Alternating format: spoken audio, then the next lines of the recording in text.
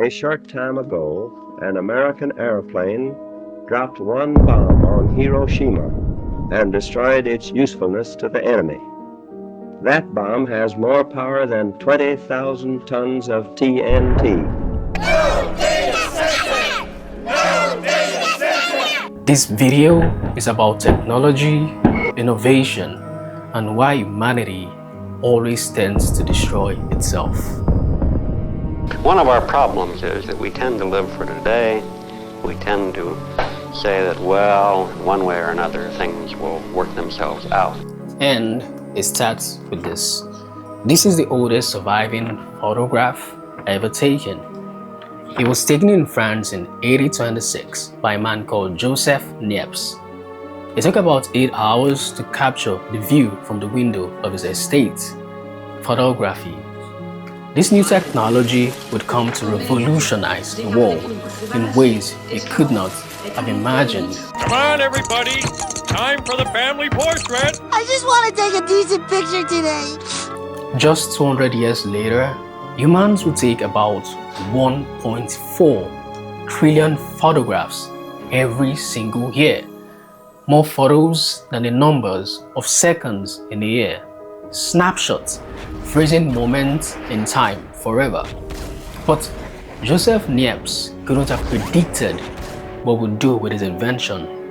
That people will become addicted to looking at photographs all day, scrolling endlessly, trading real human connection for a screen. That when crime happens, the first instinct isn't to help, but to pull out a phone and press record. That we build a self-surveillance system so complete that governments and corporations can use it without having to lift a finger. When the camera was first invented, many Native Americans refused to be photographed. They believed the camera didn't just capture their appearance, but also captured their souls, stealing it from them. So they feared these intricate devices. It turns out they might have been right. AI is real, and it is going to change every industry. AI, which is taking over the world. Duolingo is replacing contract workers with artificial intelligence. Co-founder Jack Dorsey says about 4,000 employees will lose their jobs. Stop AI or we're all gonna die. But I think the development of full artificial intelligence could spell the end of the human race.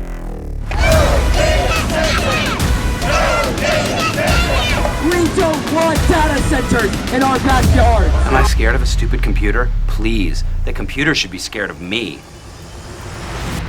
In December 2012, the future of artificial intelligence was secretly sold to the highest bidder inside a hotel room in Las Vegas.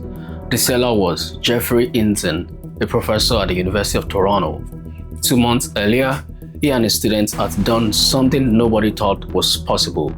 They built AlexNet, an AI system that could look at a photograph and identify what was in it better than any technology at the time.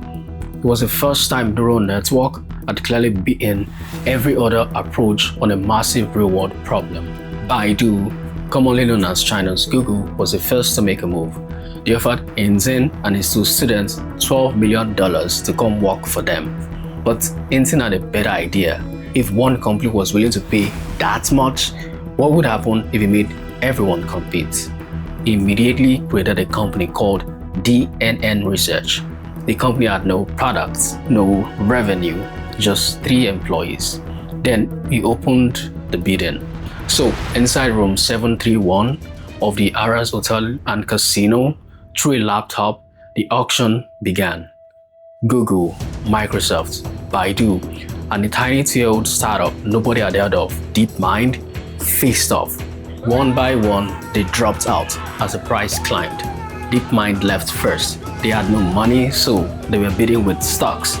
Then Microsoft left. Then Baidu. Google won. For $44 million, they got 3 people and a 9-page paper. The modern AI arm race had begun. Tonight, as if being a teenager wasn't hard enough, doctors are now warning teens their Facebook obsession could lead to depression. Kids are saying, I am unhappy when I use Instagram and I can't stop. That if I leave, I'm afraid I'll be ostracized. We're seeing it with an increase in depression, with an increase in anxiety.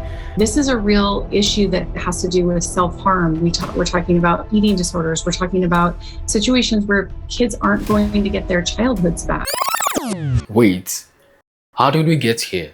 Well, it turns out after Intel company was bought, it was also hired to help improve Google's core product.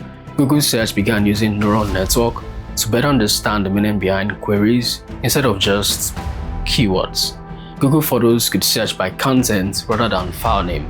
But more importantly, YouTube, a Google company, began increasingly driven by AI. And the AI's goal? Optimize engagement. While this was an important innovation by YouTube growing library, it also had massive unintended consequences. I'm talking, of course, of YouTube conspiracy videos. Science fiction for people who don't understand they're watching science fiction. Conspiracy theories spread rapidly on YouTube. Flat earth theories, medical misinformation, radicalizing content, all amplified by systems designed to maximize engagement. Guillaume Chasleau, an engineer who worked on the YouTube recommendation systems, began raising concerns internally but was met with resistance. He was eventually let go from Google for what the company called performance issues. However, Chasleau maintains that these performance issues were connected to his disagreements with the company. But these systems didn't just stop at YouTube. Across Silicon Valley, companies realized deep learning could optimize human behavior at an unprecedented scale. Months after Intel got hired, Mark Zuckerberg went on a hiring spree, recruiting several AI researchers, including a major leader in the AI space, Yann LeCun, the professor at New York University. LeCun will go on to run an AI research lab for Facebook. To Zuckerberg, it didn't matter that Facebook was merely a social network. It didn't matter that deep learning was not an obvious fit for anything beyond art targeting and image recognition on the platform. It didn't matter that the company didn't traditionally do long-term research. Zuckerberg was determined to bring deep learning research to Facebook. And true to Facebook model, they moved fast and broke things. I'm here today because I believe Facebook's products harm children, stoke division, and weaken our democracy. We didn't take a broad enough view of our responsibility, and that was a big mistake. And it was my mistake, and I'm sorry. Joseph Niepce captured the first permanent photograph, entirely oblivious to the fact that his science would one day fuel a mental health crisis on Instagram. Johannes Gutenberg revolutionized the printing press to democratize knowledge, completely unable to foresee how weaponized propaganda would trigger centuries of mass manipulation and bloody wars. And while Alexander Fleming explicitly warned the world in 1945 that misusing antibiotics will inevitably create lethal resistant bacteria, we pumped them into healthy lifestyles for cheaper meat and traded our ultimate medical safety net for short-term convenience. We like to think we are just inventing tools, but historically, we are lighting fuses.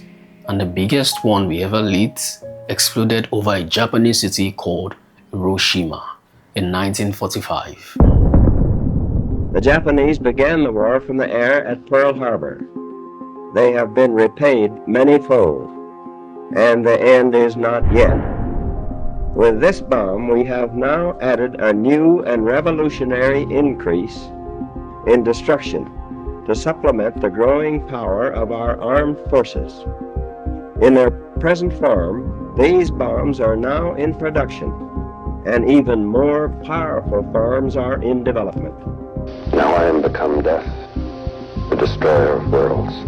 On August 6, 1945, an American B-29 bomber dropped a single weapon over the Japanese city of Hiroshima. Within seconds, 80,000 people were wiped out from the surface of the earth. By the end of the year, the death toll would reach more than 140,000. I had more experience with the B-29 than anybody. I thought, boy, I'm glad that they gave it to me. I can do it, and I will do it. And by doing so, I might take some lives, but I'll save many more. Just 40 years earlier, a young patent clerk at the Swiss Patent Office had just published a paper proving that mass and energy were different forms of the same thing. In what is called his miracle year, Einstein accidentally provided the source equation for the atomic bomb. He was just trying to understand how space, time, matter, and energy actually work. This miracle became a calamity. The scientists who built the bomb did not think they were monsters. Many of them were idealists. They genuinely believed they were building something that would end the war faster. They were racing to build it before the Germans did.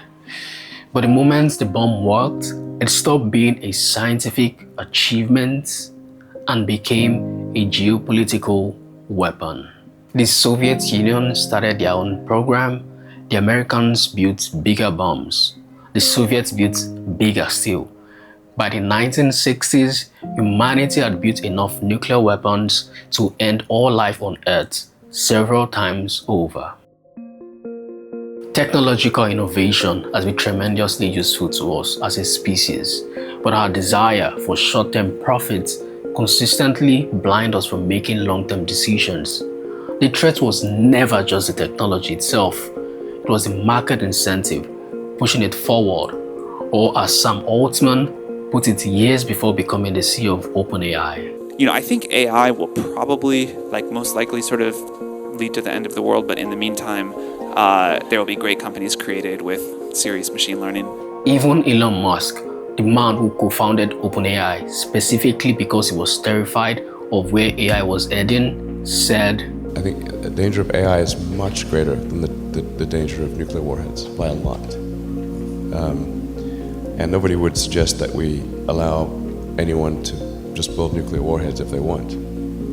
That would be insane. And mark my words, AI is far more dangerous than nukes. Far. So why do we have no regulatory oversight? This is insane. In 2015, Elon Musk said his biggest fear was that Larry Page, one of Google's founders, was building an army of artificial intelligence robots that could end up destroying the human race. The problem was not that Page was malicious. The problem was that Page operated under the assumption that anything Google built would naturally do good for the world. As Musk put it, he could produce something evil by accident. That tension eventually boiled over at Elon's 44th birthday party, where Page called Musk a speciesist, saying he preferred human over future digital life form. To which Musk replied, well, yes, I am pro-human. I effing like humanity, dude. That same Elon Musk who said that now runs his own AI company.